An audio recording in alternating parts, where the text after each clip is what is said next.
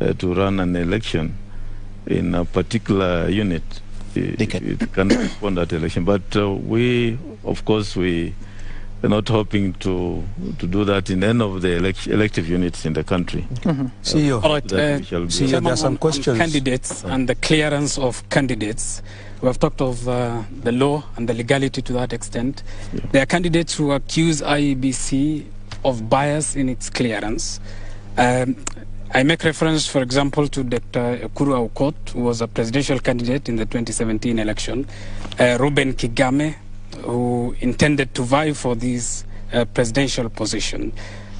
Just for purposes of clarity, because they have quite a following, to be fair, and in a liberal democracy as such, why were they disqualified? Is it that they did not meet your requirements, or as they claim, the commission is biased towards them?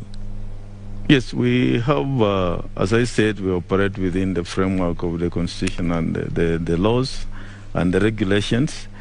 We don't just make decisions. All returning officers, including myself, we follow the law. And there was then the law in place that time was that among the things that a candidate was to provide was supporters lists of 2,000 for minimum of 24 counties and supported by copies of ID cards. That was the law then.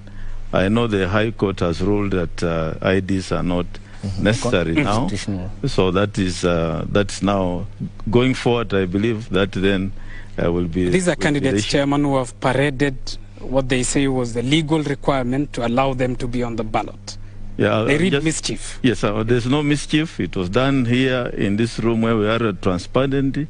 What we did then was ask them to submit to us soft copies of the supporters lists and hard copies of supporters lists with copies of the IDs.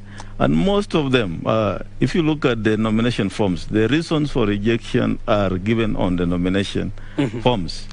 So you must interrogate those nomination forms before you know why they were rejected.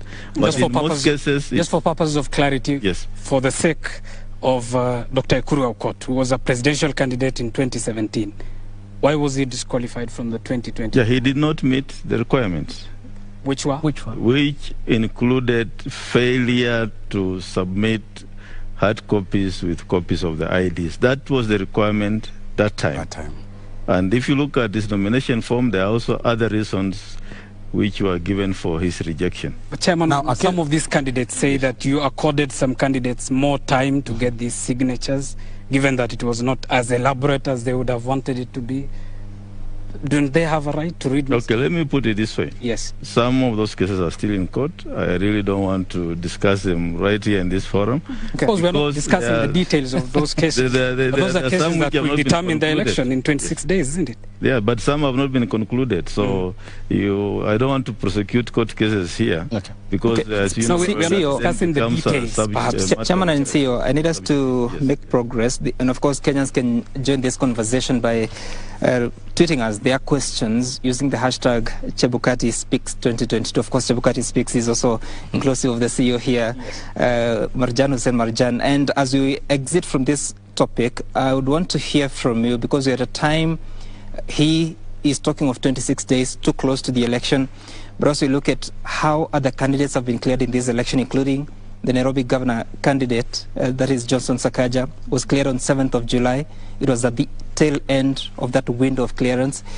How difficult is it, especially for IEBC, to deal with questions of integrity of documentation presented to you at a time that you have no authority to vet documents like what has been presented in this election?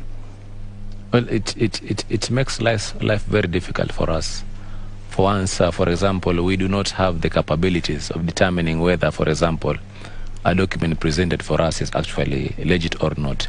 If, for example, a university degree certificate has been presented to us and there's a letter from a Commission on University Education confirming that that degree is actually okay, we have no base of actually saying that this document is actually not true.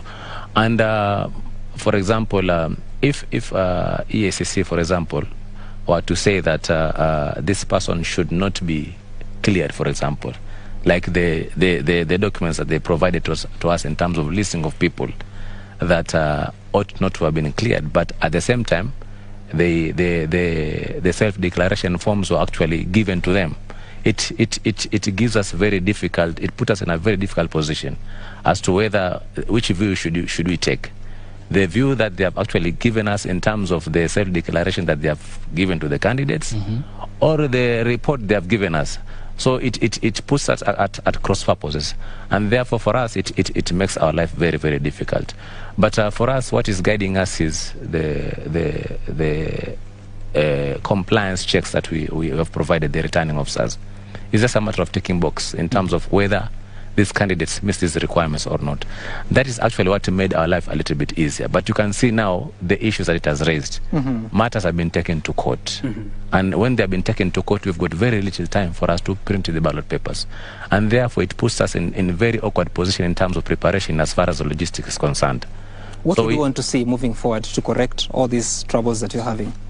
Maybe I would like to see that we have got the laws provide clarity. For example, in terms of hearing and determining cases after DRC, maybe they should be given time limit within which they should actually hear those cases and determine. Because if today we can still continue hearing cases regarding nominations, and they may have bearing in terms of printing of the ballot papers, then it's going to still, even if we continue this way, we'll have problem in future. Okay. Well, just before we exit this question of integrity, last week there was a story in the Daily Nation that puts questions of integrity on you as the chairperson and linking you to Bungoma Senator Moses Wetangula.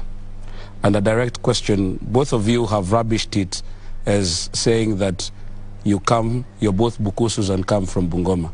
But a direct question is, have you ever been to Wetangula's home? His home? Where? Yes. In Nairobi or in Bungoma?